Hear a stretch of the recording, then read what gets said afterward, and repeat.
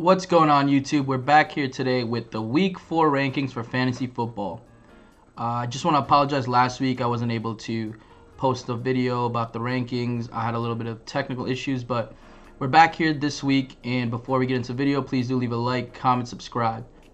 So getting into the rankings, we're going to start with running back in the standard leagues.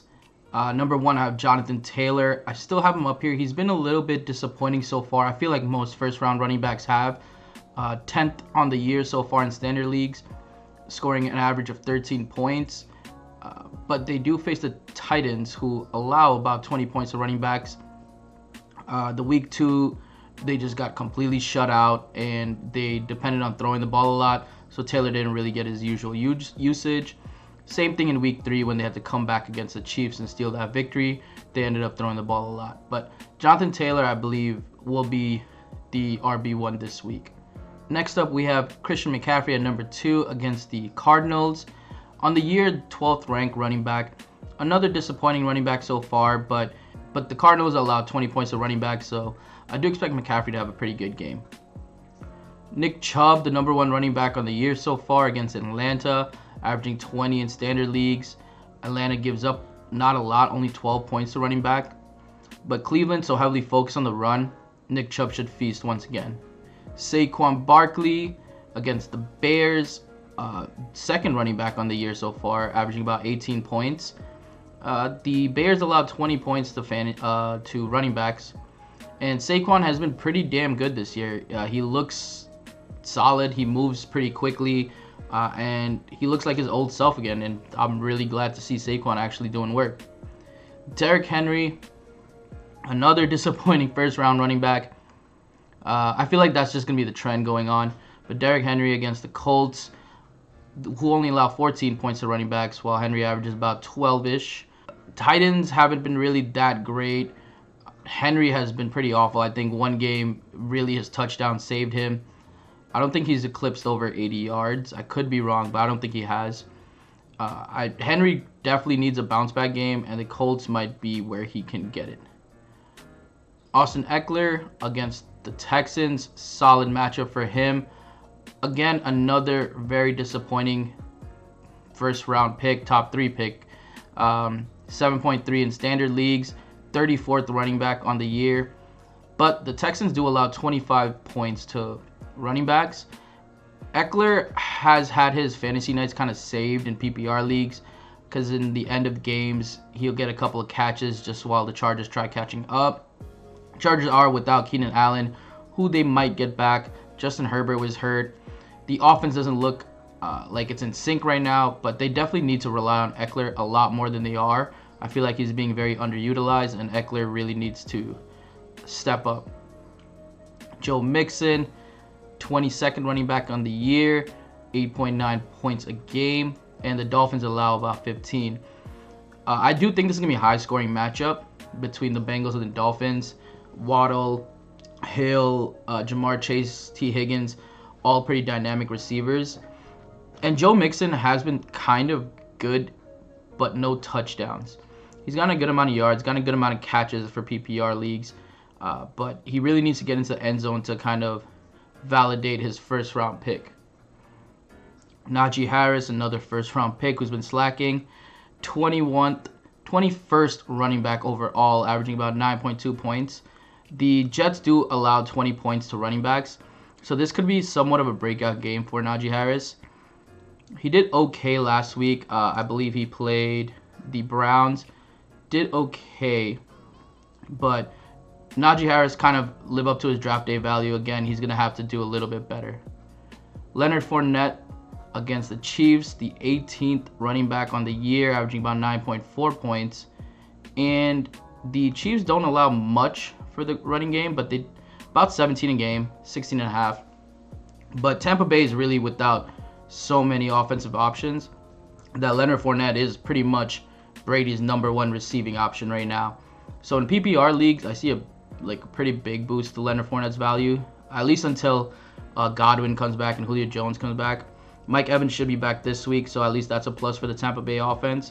But the offense really hasn't looked that great. But Leonard Fournette has gotten some decent runs in. So I do expect a pretty good game for Leonard Fournette and the Buccaneers overall this week. Aaron Jones at number 10 against the Patriots. 9th running back on the year, averaging about 13 standard points. But the Patriots really don't allow a lot of points to running backs. And this is pretty troublesome for the Packers because they rely heavily on Aaron Jones and A.J. Dillon, both being pretty heavily used in the run game and the passing game. And with receivers like Lazard, Dubes, Cobb, Aaron Rodgers is really going to have to lean into that run game. And it doesn't look like a great matchup for them. Moving on to Dalvin Cook against the Saints. 19th running back on the year, averaging about 9.3 fantasy points a game. And the Saints give up about 15 points to running backs. He got injured in the previous game, so that's a little bit worrisome for him. Alexander Mattison is probably going to step up in a big way. Whether or not Dalvin Cook does eventually play, he said he's gonna. I think he said he's gonna put his shoulder in like a sleeve or something throughout the week and try to play on Sunday. Whether or not he plays, I still think Madison is gonna outtouch him. Javonte Williams versus the Raiders. 29th on the year for running backs, averaging about 7.8 in standard leagues. But the Raiders do allow about 22 points to opposing running backs, which is pretty good. Javonte Williams definitely has more value in PPR leagues, I believe, just because, one, he has to split the groundwork with Melvin Gordon, but two, he does get a good amount of targets a game, and that really boosts his value up in PPR formats. Cordarrelle Patterson at 13 against the Browns. 4th ranked running back on the year, averaging about 15 points, and the Cleveland Browns give up about 15 points a game to opposing running backs. Cordarrelle Patterson's value really comes from receptions, and it's crazy because he really hasn't been catching the ball a lot. He's really just been rushing and grabbing touchdowns, and he's been solid pickup this year, especially for the ones that drafted him later in the later rounds. Cordarrelle Patterson has been a stud for them. Moving on to Jamal Williams against the Seahawks, number 5 running back on the year, averaging about 14.6 points a game. And the Seahawks give up almost 20 points a game to running backs. Jamal Williams is going to be without DeAndre Swift probably for about 1 or 2 weeks. I'm not sure exactly how long they intend on keeping DeAndre Swift out, but he had like a low ankle injury and it was just kind of lingering, and he aggravated again last week. So they just plan on using Jamal Williams for a little bit and resting DeAndre Swift. So Williams going to have a huge workload. The offense, along with St. Brown and Hawkinson, they'll probably get some more touches as well. But I expect Jamal Williams to be heavily featured, and he could even sneak up into the top 10 by the end of the week. James Robinson at 15 against the Eagles, 3rd ranking running back on the year, averaging about 16.8 in standard leagues. And the Eagles surprisingly do give up a good amount of points to the opposing running backs, most of which might have came the first week when they faced Detroit and Jamal Williams and DeAndre Swift kind of just went off. But nonetheless, James Robinson has been, I don't want to say surprising because he's done this so many times now, but I expected Travis Etienne to be a big part of the offense, and James Robinson kind of just kind of got the starting job week 1 and just ran with it, and he's been doing really, really good. So Alvin Kamara at 16 against the Vikings, 57th running back on the year, averaging only 5 points. But the Vikings do allow 21 points to opposing running backs. Kamara's been pretty disappointing. I feel like in PPR leagues is usually where he thrives, but even in PPR leagues, he's playing pretty horrendously. He has been injured, missed a game, and the team has been down trying to make comebacks when he is playing. Hopefully Kamara can bounce back. I don't know if Minnesota does give him the option too, but I do feel like this might be another game where New Orleans is having to come from behind. Miles Sanders against the Jaguars, 16th ranked running back on the year, almost 10 points a game, and the Jaguars give up about 12. The Eagles going to run the ball all the time. We know this, mainly with Jalen Hurts. But Miles Sanders, Gainwell, they do get their touches in. And Miles Sanders has been pretty solid this year, I think. He did score a touchdown in week 1. I don't think he has since then.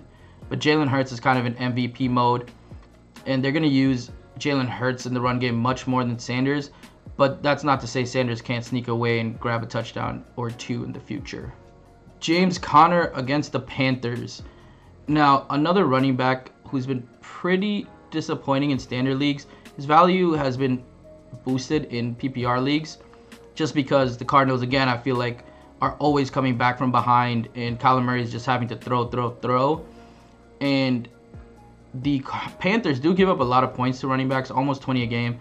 But if Arizona can grab an early lead, I think James Conner is really going to thrive here just because of game script and everything like that. With weapons like Marquise Brown, Dortch, it's just hard to, when they need to go down the field, it's just hard to rely on your running back for check downs and just small rushing gains. Moving on to 19, we have Khalil Herbert. The Chicago Bears against the Giants, the 6th ranked running back on the year, averaging 14.4 points. And the Giants give up 21.47 points a game. A bulk of Khalil Herbert's points on the year did come from last game where he absolutely went off. And David Montgomery got injured. I'm not exactly sure how long he's going to be out for, but that's something to keep note of. Khalil Herbert, probably one of the better running backups in the league. And until Montgomery comes back, he's going to be heavily featured in the Chicago offense, who really does not pass the ball a lot. And with Fields, Herbert, they do have weapons like Mooney and Cole Kmet, but Chicago has barely passed the ball. I think they're going to feature the run game even more this week against the Giants, who allow a pretty good portion of running backs. Expect Khalil Herbert to be not a must start, but a pretty viable RB2, maybe even an RB1. Jeff Wilson against the Rams, 35th ranked running back, 7.3 points a game, and the Rams do only give up 7.5. The 49ers, again, another run-heavy team, whether they have Garoppolo under center or Trey Lance, they're a power run team. They have George Kittle, one of the best run blockers in the league. Deebo Samuel, who's pretty amazing. Jeff Wilson. I feel like over the past few years, whoever was starting at San Francisco as a running back has had a solid career, whether it be Jerick McKinnon, who dealt with injuries, but Raheem Mostert, Jeff Wilson, even Frank Gore, if you want to go that far back. San Francisco has always been a pound the rock kind of team, and I don't expect them to move away from that with Garoppolo under center. Ezekiel Elliott at 21 against the Washington Commanders, 29th ranked running back, 7.8 points a game, but the Commanders do give up 18 points to opposing running backs. Elliott is in somewhat of a timeshare with Tony Pollard. Not really. I feel like Elliott does out-touch Pollard by a good margin, but Pollard is very productive when he does get the ball. And they did say that Pollard is going to be used in the receiving game a lot. I have yet to see it so far. I feel like he's never slotted in out wide. I feel like he has less than 5 catches on the year for sure. But that's really what holds Pollard's value, is that the Cowboys really use Elliott and Pollard together a lot. Antonio Gibson against the Cowboys, 13th ranked running back on the year, 11 points a game, and the Cowboys give up about 15 to running backs. Really, the offense of the Commanders have been surprising, mostly because Carson Wentz has been pretty good. Jahan Dotson has been amazing. Curtis Samuel has been amazing. McLaurin has been okay. And Antonio Gibson has gotten into the end zone a good amount of times, really boosting his value. He hasn't rushed. I think the first game was his best game of the season so far, but he still got into touchdown last week, really keeping his value up there. Clyde Edwards-Helaire against the Buccaneers, 8th ranked running back, about 14 a game. However, the Buccaneers really only allow 8 points to running backs. Really good run defense, and I don't expect them to change against Kansas City. I'm always kind of wary about Clyde Edwards-Helaire. I feel like Kansas City's really slinging it kind of team. Mahomes is going to get his work done through the air. And I feel like that really holds Helaire back. Although he does get a good amount of receiving touchdowns, I feel like they have like a 3-headed backcourt. I'm just a little bit worried if I am Helaire. I know Pacheco and McKinnon don't get much usage, But McKinnon did get a touchdown one of the games. Pacheco did get a touchdown one of the games. So I'm a little bit wary when starting Clyde Edwards-Helaire, but I am still starting him with confidence just because he's playing so well right now. Dameon Pierce against the Chargers, 20th ranked running back, averaging almost 10 points. But the Chargers do allow about 21 points a game. It's pretty solid. He got a touchdown last week, and he's been kind of doing much better since week 1, where Rex Burkhead was heavily outused. Rex Burkhead heavily outtouched Dameon Pierce, and he's been really kind of getting into his own. So he made a little bit of an error here. Josh Jacob plays the Broncos actually, and averages 8.4 on the year, 24th ranked running back. And the Broncos give up about 9 points to running backs. The Raiders have also been in a team where they're having to throw the ball a lot. Josh Jacobs has been okay so far. I do feel like once they get going offensively, Josh Jacobs can kind of get in and on the offense and contribute a little bit more to the team, maybe get a touchdown this week. The Broncos, however, are probably not the best matchup for them. Breece Hall of the Jets against the Steelers, who give about 20.47 points to opposing running backs. He's the 23rd running back on the year, averaging about 8.5. Breece Hall is definitely more valuable in PPR leagues.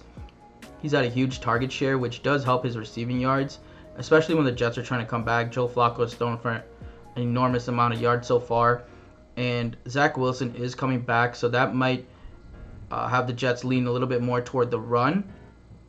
So it's looking good for Breece Hall's outlook.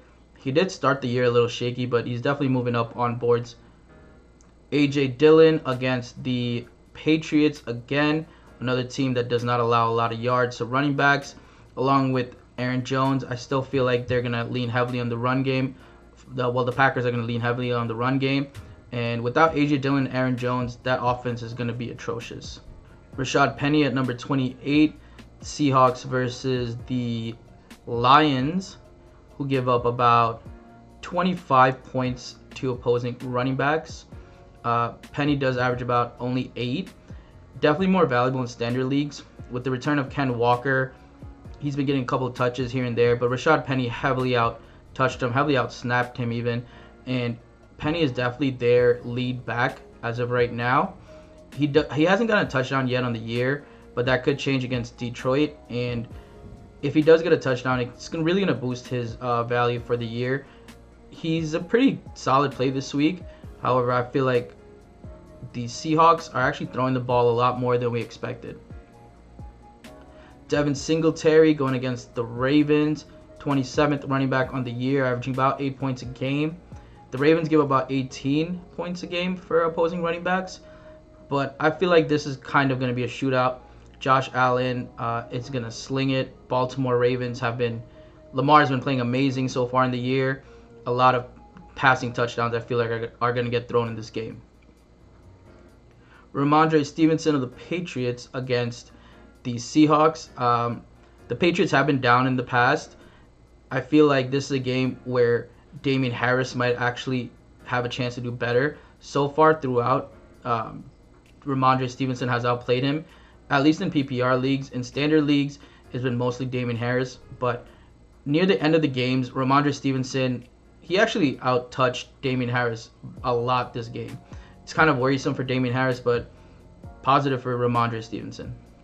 Kareem Hunt against the Falcons. We talked about Nick Chubb and how much the Browns are going to use that run game to their advantage. And Kareem Hunt's another solid runner. Definitely more valuable in PPR leagues than standard leagues. But again, he has gotten a couple touchdowns on the year. I think they all came in the first week though. But he's due for a touchdown again. Damian Harris we just spoke about with Ramondre Stevenson. If he does out-snap Ramondre, I feel like he will do better. But history suggests that it's going to be Ramondre out-touching him. At number 33, we have Cam Akers, the Rams against the 49ers. Cam Akers actually averages 5.10 on the year, 42nd ranked running back. But the 49ers allow only 13 points to opposing running backs. However, Cam Akers, after putting that donut, he put up a solid performance last week. He actually outplayed Darrell Henderson too. out-touched Darrell Henderson. So this is a really positive sign for Cam Akers owners. I still don't think he's a great start player. Very low on Cam Akers, but if you did invest a high pick on Cam Akers, I would still kind of have him on your bench if you have other options. Obviously, if you don't have any options, you have to play who you have, but I'm still a little hesitant to start Cam Akers or Darrell Henderson now, matter of fact. I feel like they kind of go hand in hand. The Rams are probably going to run with the hot hand a lot. So it's going to be really interesting to see how they do. Alexander Mattison, again, he's going to jump up a huge amount in these rankings if Dalvin Cook does not play. They do face the Saints, who give about 15 points to opposing running backs, and he averages only about 4 on the year. But obviously, Dalvin Cook is the lead back, and if Alexander Mattison can get Dalvin Cook touches, he's going to be really productive in the offense. J.K. Dobbins against the Bills. Really tough matchup for them defensively. The Bills only allow about 12 points to opposing running backs, and he averages about 9.5 on the year. Not a bad start for Dobbins. He's definitely going to be on a little bit of a pitch count, I assume. Kind of slowly working back as he just came back from injury. But he's more of a... The Ravens, again, are going to run the ball a lot. But the Saints do stop the ball pretty well, especially the run game. So he's more of a kind of wait-and-see kind of player. Tony Pollard, we spoke about earlier. Him and Zeke are going to get a lot of snaps together, a lot of plays together. If they use Pollard more in the passing game like they said they would, Pollard would be a really solid play in PPR leagues. Michael Carter, Breece Hall's backfield mate. He started off the season doing pretty well, averages about 7.3 on the year. And the Jets, they play Pittsburgh, give up about 21 points to running backs. So I could see a world where Michael Carter and Breece Hall both have a solid game this week. Michael Carter definitely started the year off on a higher note than Breece Hall, but Breece Hall has slowly been working his way to the kind of take over that lead back scenario. Melvin Gordon against the Raiders, about 8.4 points a game in standard leagues, and the Raiders give about 22 points. As mentioned earlier, Javonte Williams is definitely their lead back, but Melvin Gordon does get a good amount of rush attempts and does get some work in the goal line, which really, really helps his value. In PPR formats, Javonte Williams is definitely much more valuable. Chase Edmonds against the Bengals, 39th ranked running back on the year, about 6.4 points. And the Bengals give up about 14 points to opposing running backs. Chase Edmonds has been pretty throughout. However, he did get 2 touchdowns last week. I just feel like this matchup doesn't bode well for Raheem Mostert, and that's kind of what's going to give Edmonds the boost here. I feel like Miami and Bengals are going to be in a hell of a shootout, and in the passing game, Chase Edmonds is definitely much more valuable than Raheem Mostert. Travis Etienne against the Eagles. Again, James Robinson kind of stole this starting job. Really sucks. I was a big believer in Travis Etienne, and I still think he's a solid player. Just needs the opportunity to kind of show them what they have. Raheem Mostert, again, if the Dolphins are in the lead, Raheem Mostert will most likely be the more valuable running back that week. However, if they do end up slinging it through the air, Chase Edmonds is definitely going to be their back.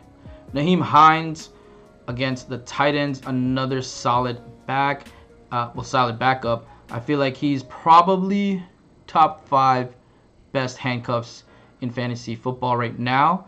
Averages 6.6 on the year in standard leagues, but the Titans give up almost 20 points a game. So this really bodes well for both Jonathan Taylor and Nyheim Hines. David Montgomery most likely won't play, but if he does play, he will definitely shoot up the rankings as well against the Giants, who give up almost 22 a game. And he averages about 2.4 points a game. However, we saw what Khalil Herbert did last week when they weren't playing in the rain. So I feel like if David Montgomery does play, he's going to have a good game. Ken Walker, backup for Rashad Penny. Another solid play this week. He's kind of working his way into the system, kind of figuring it all out. But Rashad Penny's definitely their guy.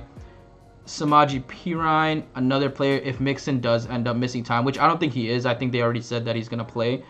He could also shoot up the rankings.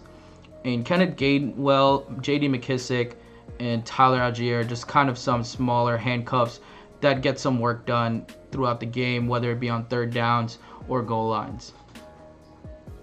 Moving on to the PPR format, I do have Jonathan Taylor number 1 in standard leagues, but in PPR leagues, I have Christian McCaffrey number 1. It's just really hard to pass up on McCaffrey's pass catching abilities. Players like Eckler as well, they get a big bump in PPR leagues. Joe Mixon actually stays relevant. He's been catching more and more passes as the year goes. Leonard Fournette as well, one of the only options available for Tampa Bay really in the offense. Tom Brady's going to rely heavily on him. Aaron Jones, Jamal Williams, and Javonte Williams are all amazing plays in PPR leagues, especially Aaron Rodgers really having to throw the ball to his running backs. Javonte Williams receiving a lot of touches from Russell Wilson and a lot of passes from Russell Wilson, especially against the Raiders. The Broncos offense hasn't looked good, and if they go down against the Raiders early on, Javonte Williams will likely be in the backfield a lot. Cordarrelle Patterson, another running back we talked about earlier, really his fantasy value kind of is boosted by his pass catching ability. Playing wide receiver before, but he really hasn't caught that many passes this year, and he's still the 6th best PPR ranked running back. Dalvin Cook, a little hesitant on him this week just because of his injury. Alvin Kamara, you would think would get a big boost in the rankings. However, he just hasn't looked like himself right now. Obviously the injuries and stuff, but I'm scared to start Kamara, but I do think this may be a game where he does pretty well. Other players who I think are going to do phenomenal this week: Khalil Herbert in PPR leagues, Miles Sanders, James Conner, Clyde Edwards-Helaire, believe it or not. Breece Hall gets a boost here. I think the last few games he's had at least 6 targets throughout his season so far.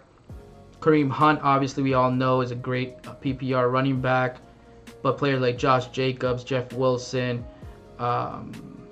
they all kind of take a hit here.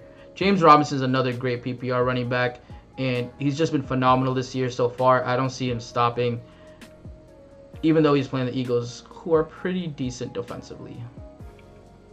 Ramondre Stevenson gets a boost here over Damian Harris just because I expect the Patriots to be down, and if the Patriots are down, they're going to want to throw, and that's where Ramondre comes in.